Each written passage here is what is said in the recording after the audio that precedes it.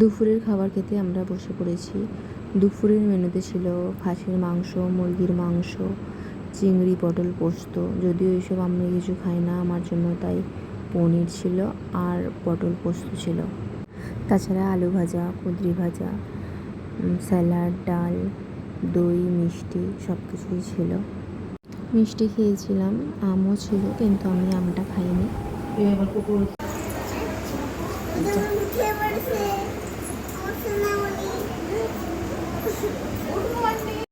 এইবার বাড়ি যাওয়ার জন্য আমরা রেডি হয়ে গিয়েছিলাম। বাইরে কিছু ফটো তুললাম আর আমরা বেরিয়ে পড়লাম বাড়ির উদ্দেশ্যে।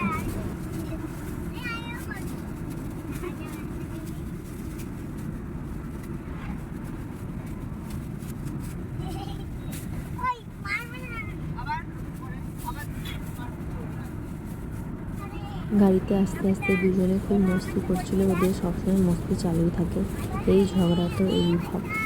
তো ওরা দুজনেই দুটো প্লাস্টিক নিয়ে বসেছিল। তো প্লাস্টিক নিয়ে বসে থাকার কারণটা কেউ যদি জেনে থাকো তো অবশ্যই কমেন্টে জানিও।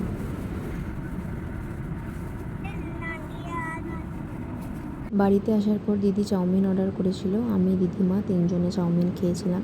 দিদি খেয়েছিল চিকেন চাউমিন আর আমরা ভেজ। আর এটা রাত্রে খাবার ছিল আমার সবথেকে পছন্দের পেঁয়াজ পোস্ত দিয়ে ভাত।